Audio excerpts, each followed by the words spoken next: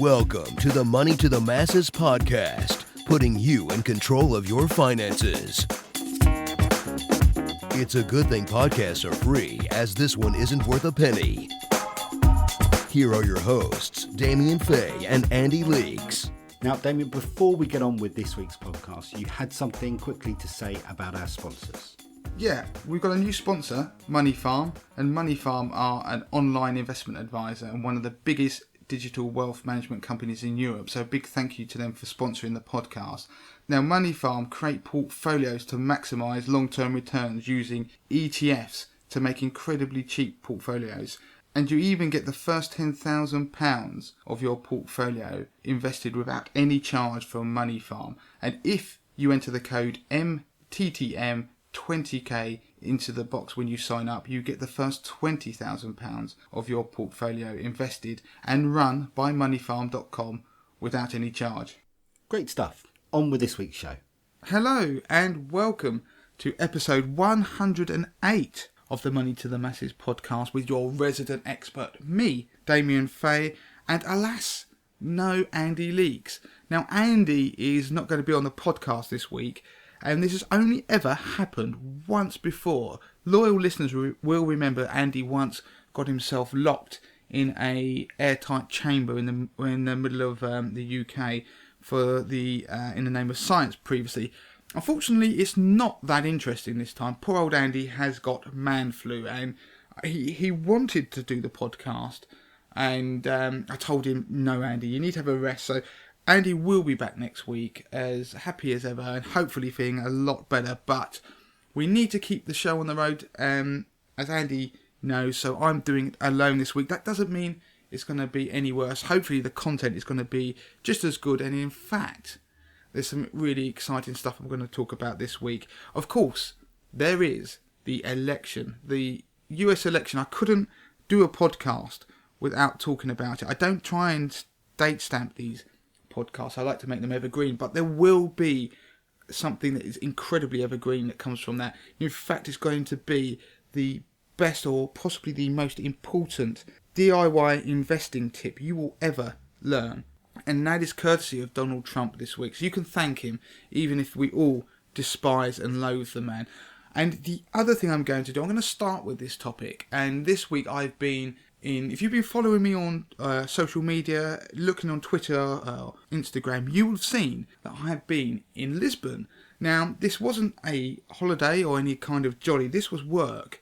And as you know, Money to the Masses, we like to push boundaries. We are out there with this podcast. We're doing things that financial firms can only dream of, with compliance departments holding them back. And actually, they're just genuine lack of creativity or caring what you guys think or what the consumers out there really want. So we have the website, we do have social media, we talk to you, and of course the podcast, and we have 80/20 Investor, our DIY investment service. Now, the trip to Lisbon is where I'm going to focus first of all, and this was in aid of something called Web Summit. Now, Web Summit, it's an incredible exhibition of technology.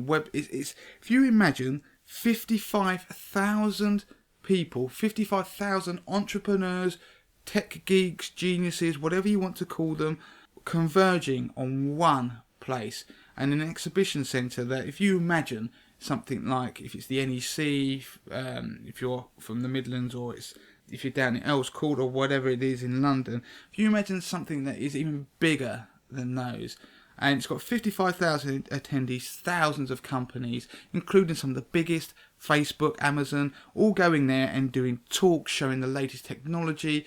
There were virtual reality was there. There was artificial intelligence being displayed and showcased. There was drones. It was the next technology. There were driverless cars. There was all these technologies, and also the innovations, the disruptors that are on the financial side, which comes under the rather boring name of fintech, which is a bit of a cover-all term. But it was an incredible experience, because we went to see some of the stuff that's inspiring. There were some really brilliant marketeers out there. If you are into marketing at all, especially not in the traditional sense, but on online, if I say the words Gary Vaynerchuk, then you will know who I mean. He was there, did a brilliant talk.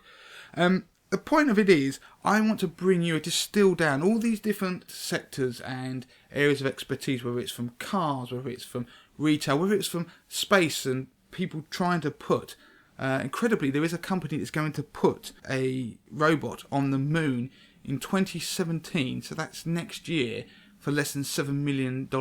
Now, they were there, and there was it's these incredible people and entrepreneurs and tech people are going to pull together a lot of the stuff I saw, the talks, the people I spoke to look at what it means for the world of investing and financial advice going forward. Now, the idea of technology disrupting finance isn't new. We've been talking about it before on the podcast with things like robo-advice and, of course, the very well-known one of passive investing. Now, passive investing, as you know, is effectively a computer tracking an index, and there is no real human intervention. Now, as you probably heard, is that we have a sponsor on the podcast at the moment, Money Farm. They take that kind of idea and overlay a human element to it. So there is different ways of doing this, and computers are going to be having a greater influence in the world of investing. And where is this going to end up is the interesting question, because if we have active managers, are they going to disappear? Are we going to just all be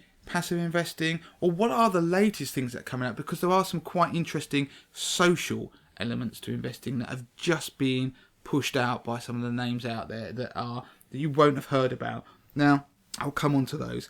The idea of computers running all our money is not new. Vanguard have been doing it for probably 50 years, not obviously initially with computers, but they've been doing where they just track indices, and it's very simplistic way of investing, but it does tend to outperform most fund managers. Now, there's a reason why they do, and we talk about it. It's a key part of my DIY investment service at 80/20, where we get rid of the human element, the human flaws that make us bad at investing. Fund managers tend to underperform because they're human, and they've got the various different fears. They have the human traits where they will be greedy, or when they're winning, they will sell their winners either too late, or they will actually they will end up compounding losses by trying to chase winners that aren't even there. So we try and we screen that out. We actually, with 80/20 Investor, it becomes much more. There's an algorithm that's built in. So we are tech disruptors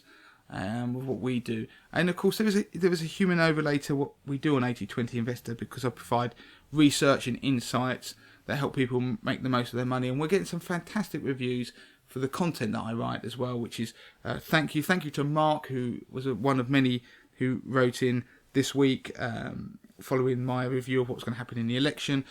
Some of you pointed out that I called it that Trump would win. I just highlighted it as a very distinct possibility, shall we say.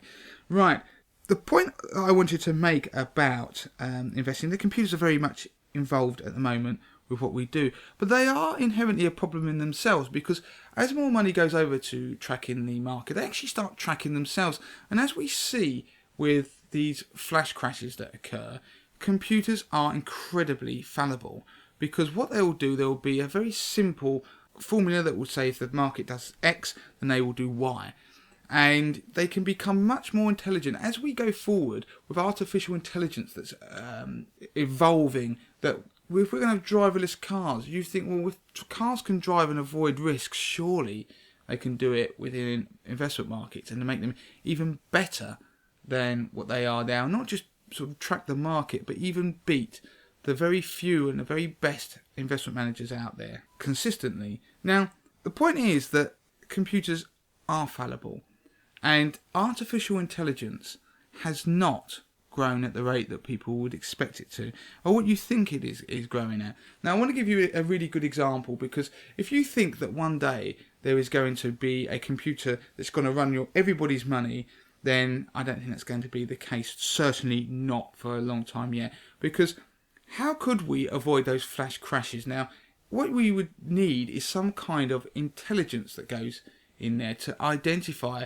a crash or something that happens as something not to react to, and that needs a level of interpretation.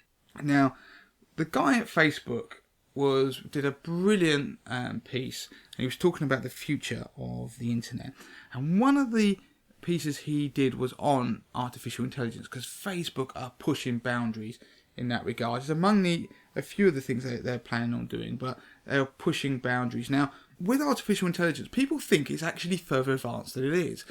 Trust me, if your name is Sarah Connor, you are not going to have Arnie coming to knock on your door anytime in the near future, because it is still a long way behind where we think it is, and where it needs to be to actually be of any real human use, as it were. Now, a great example he gave is that Facebook has 5 billion pictures uploaded to it every day. We're all taking pictures all the time, pictures of a dinner or pictures of people or holidays, and all of that is going into Facebook every day. Now, the computers crunch it, they analyse it, they scan it, and are able to start looking. You've seen it where they can say, this is a face, this is a person, and they can start to, at very, very early days, interpret what's going on in a picture. But when you strip away the pixels and just draw what it is those computers are actually identifying, it is very, very simplistic. And they basically just put boxes around things that go, I think that's a person, I think that's a tree. Now, even with their incredible computing power, the incredible amount of data they have coming in, you'd think they'd be able to interpret some of the most simple pictures that are going out there. They're a great example. Go and look at my Twitter feed. There was a picture, it's a very famous picture, I want to say it happened in Russia, where a plane came flying in over a motorway out of control, and it turned on its side and its wing clipped the motorway and careered off. And somebody with a dash cam caught a picture of it almost perfectly on its side, almost looking like it's balancing on its wing on a motorway with cars going towards it. And you'll probably all know that picture. Go to my Twitter feed, you'll see it on there. And the computers at Facebook had analysed all of these pictures, billions of pictures, and they could sit there and say some incredible things about that. This certain pictures would be, there's a picture of a man riding a horse and all these things. But when it came to that picture, they identified that picture as, rather than a catastrophic air crash hitting a motorway with cars on it, the computers actually said it was a plane parked on a runway. Now, that's quite comical, when the reason they did that is because they had no point of reference to anything before, because we don't have lots of pictures of plane crashes, certainly not in those instances. So the computer just went, well, what have I got that's near to it? Tarmac, plane, it's a plane on the tarmac. Now that shows you how far behind the curve artificial intelligence is. It's still a long way off from being anything that we think it could be, to be able to not only get data but interpret it and predict. So if you think about a computer possibly running money, possibly avoiding fat-fingered trades or market dips that sell off, and that at the moment these flash crashes that are that sort of exaggerated by computers and will lose the people quite a lot of money who use them, that is a long way off yet. So the idea that a computer could actually do far, far better than tracking the market is still some way off, because if you think that a computer is going to be able to just yet not just take data, analyse it and use trends, but actually to start interpreting something and start predicting and making contrarian bets, and that is not going to happen anytime soon. There is something called big data out there, where if you get enough data of everything, then they crunch all the numbers, they should be able to try and predict a bit better. That's not the same as interpretation. That's just trying to find previous examples. Now, the reason I'm telling you all this is that it has a relevance to Donald Trump, because this week we saw, I'm going to go back to the investing bit in a moment, I'm going to talk about something called social investing as well. But Donald Trump, the polls and everybody said that Donald Trump was going to win, it wasn't going to win the election, and Clinton was. And also the key thing that happened, people said if Clinton wins, the markets are going to take off, and if Clinton loses and Trump wins, they're going to plummet. Now, those of you 80-20 investors out there would have had all my commentary and are not surprised that Trump won, because I've been pointing very loudly at the possibility and at the fact that markets would fall and then they would normalise. And my reasoning was based on experience of particularly Brexit. Now, I never thought for a second what happened this week would happen. Now, Trump won, okay, that wasn't outlandish in my view, but what did happen is the market, they fell. The futures market, which is what happened, it's the market where people trade, it indicates what will happen when the market's open, because don't forget, when Trump won the election, technically it was the early hours of the morning, and the markets over this side of the world weren't open.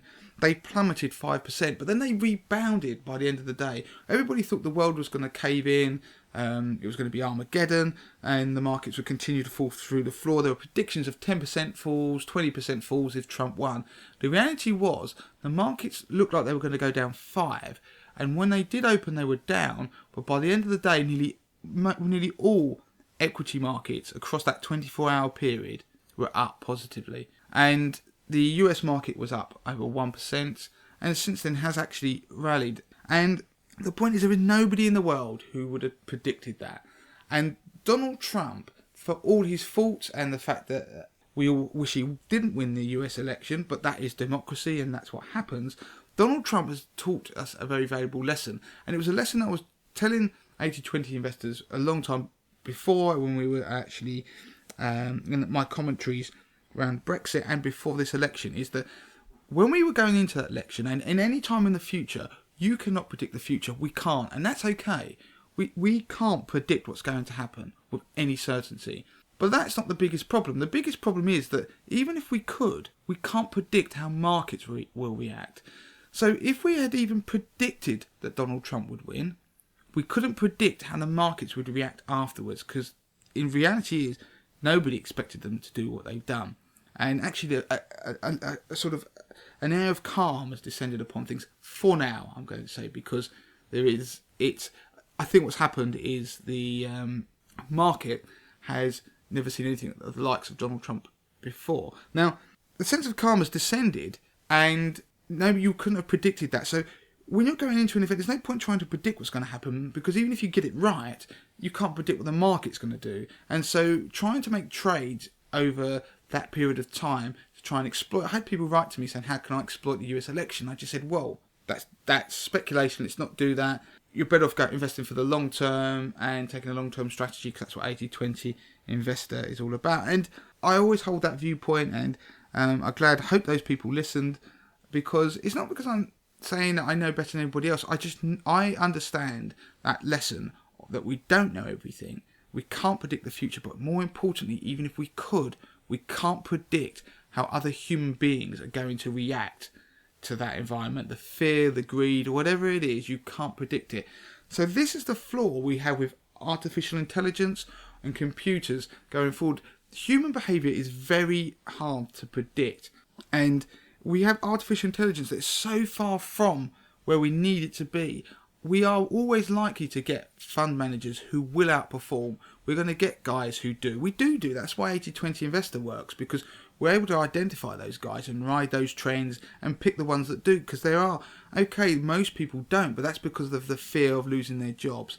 So they will all tend to herd. But what you want are the ones who aren't in the herd, the ones who are contrarian, not necessarily contrarian, but put in they actually back their convictions, and they do outperform. So a computer is unlikely to be able to predict human emotions, because they in a way they need to. There's lots of ideas and things out there that try and do it, but it's a very tricky world. Now, I want to quickly mention something else called social trading, and this is something that's quite interesting, that's coming more and more prevalent. Social trading is an idea. It's a disruptor. It's been technology is allowing it to occur, and it's where people trade and they can trade together. But rather than you being in an investment club or something like that, what you can do is you can just back somebody else. So you've got somebody who day trades for maybe fun, a living, or whatever, and you can go in and just copy what they're doing, or they tell you what they're doing. And there are sites out there that have been doing that. You would have heard of them. I'm not going to name them and give them free publicity. But there are sites out there where you can see people who trade on shares, and you can see how successful they are, and you can in a way rank them. And it's a bit like playing fantasy football. You can see the best people are, and you can choose to copy them or whatever and follow them. Now there's a firm out there that is doing something that's quite interesting, where they're going to allow, they have so many traders, hundreds of thousands of traders across the world, and users, and they are going to use a means of ranking those people and allowing someone just to buy the top, say 50 to 100 traders, what they're doing at a click of a button. Now that's an interesting proposition, because it's saying that you are going to just back the people who are doing well. Now the one flaw that's I want to explore this more. I'm going to look into it. There is a flaw because it's still day trading. It's still, just because you're not betting money wildly, they are, and actually they're betting with your money more wildly. They don't get your money. The way it works is you just place a trade with your own money in a copied way, and that's great. But day trading is still volatile. Buying and selling individual stocks is incredibly volatile. There's a place for doing it. I'm not saying don't. There'll be things that people out there who might find that interesting, and if you do, you can tweet me or write to me, and I will give you a little bit more detail, because I'm going to have a look at it. I quite like the idea, but it's a slightly dangerous one in my view, because it opens up the idea of someone thinking that trading is simple, I just copy these guys, and if it was truly that simple. The problem is that traders inherently are gamblers, and if you put your money with somebody who gambles, inevitably they lose. Because the problem is, people gamble, and this again goes back to Donald Trump. The market was betting on what they wanted to happen rather than what was likely to happen. And we do it with football. There's a football match going on right now as I'm recording this podcast. And England versus Scotland. It just shows you when I did this. And the odds will always be for England shorter when we go into a tournament. It's not a reflection of how good we are. It's a reflection of our obsession that we want them to win the tournament. So I hope that I've rounded that up. The future for investing is incredibly exciting. There are lots of disruptors out there. There are people like us doing what we're doing with 80/20 Investor. But one of the key points that came from the future of investing, certainly at this current stage, is nearly all of them perform better with a human overlay. And even the company that was doing that social trading said that when they had a human overlay, a human intervention that was looking at what was being picked, the 50 to 100 traders, and sort of screening them out slightly, their returns were improved. And it all comes back to the idea of whether it's something like passive investing. You may have something like our sponsor talks about, they have a human overlay. But more importantly, what we do with 80/20 Investor, you can have the pure algorithmic stuff and follow that, and which has performed spectacularly. But it's also about allowing you to have that human overlay and the ability to take control when you want to and influence it. But you're getting something that will boost your returns and hopefully inspire you to invest your own money, but do it so successfully. Now, whatever industry it was that I saw, now it could have been cars, for example. There was a fantastic presentation about the future of cars. It was by BMW, and they showed you what would happen if you got a car. You press a button, a very minority report. You had a display that seemed to appear in front of the guy's head on the screen anyway, and you press a button and a car would turn up, and this was all video. It didn't actually happen there. And then it would take you to where you wanted to go. And as you're driving along, you could fall asleep, watch TV, or you could take control. And the key thing was that nearly in every different sector where there was a computer, an automation, or an artificial intelligence, there was an overlay where a human could intervene. And that would be able to, in some way, improve the experience. So you could be driving along, you get in traffic, and you think, I'm going to autopilot. Press a button, the computer drives. But then if you want to drive, then you have the ability to. And it just shows it's partly our human nature to want to be in control, but also it's the acceptance that computers are certainly not anywhere near the ability of not being infallible and be able to outperform humans. So the future for money and investing is looking incredibly bright. There's a lot of disruptors who are out there who are wrecking the financial industry in terms of the exploitation of investors, the overcharging, and they're making it more transparent, and they're actually making it more competitive. And we include ourselves in that. But something that is going to be a very simple way of beating the market or making you rich beyond your wildest dreams by having a Johnny 5 style artificial intelligence that can assimilate all the information that's ever been known to man and invest is a long, long way off, because computers can't tell the difference between a plane on a runway and a plane taking a bridge out. So that is it for this week. Andy will be back. I hope you enjoyed it. My whistle-stop tour of technology and the future of investing. If you want to know anything else about that conference and some of the things we saw, then do get in touch, because there were lots of exciting areas that we did look at. In terms of investing, then do have a look at 80/20 Investor. We have done some great commentaries, or I have, that people have fed back on. That's not me being arrogant. People have told us that they love the commentaries about what's been going on with the markets, what we should do. And there are some, the real takeaway I want for people here, the great investment lesson that you can thank Donald Trump for, if nothing else, is the realization that you can't predict what the future, and you can't predict what markets are going to do. And I want to just finish on one closing thought. Anybody who tells you at this point in time how to profit from a Donald Trump presidency is talking rubbish. They are after your money. They're trying to get PR or something similar, because the truth is they don't know, because Donald Trump is a complete lunatic who does not know his next thought, and he spurts them out. He doesn't know what he's going to do. He's already had an element of backtracking to a certain degree. Well, you may listen to this podcast in years to come, and we may have had World War III, I don't know yet. But the point is that Donald Trump is very volatile. He doesn't know what he's going to be doing. No one does. And if he doesn't, how the hell can somebody tell you, here, this is how you're going to invest in infrastructure, because Donald Trump is going to be building bridges and walls? We just don't know, so don't believe it. The idea is to stick to investing for the long term, because that is the other key point to all of this, is if computers can't beat flash crashes, how do you beat them? And the key is you need to extend your investment time frames, because the Donald Trump thing, the US presidency, 80/20 investors wouldn't be that phased by it. Of course, it's volatile. You're going to have periods where your money goes up and your money might drop slightly. The point is, the longer you invest for, these just become small bumps in a very long and hopefully profitable road. So extend your investment horizon. So quite a few tips in there for investing, some stuff for the future. And yeah, the future does look bright. Let's not all be depressed about what's happened over in America. Until next week, you can contact me as usual at damien@moneytothemasses.com. Please get in touch. I love it when you do, the feedback you get. And also, please, if you love this podcast, write in, because I've done this at the 11th hour when you just got off a plane, and I didn't want you guys to miss out. So until next week, goodbye. Don't forget to claim your free copy of Damien's best-selling book, The 30-Day Money Plan. Sort your finances in just 5 minutes a day, worth $4.99. Just go to moneytothemasses.com/podcast to find out how.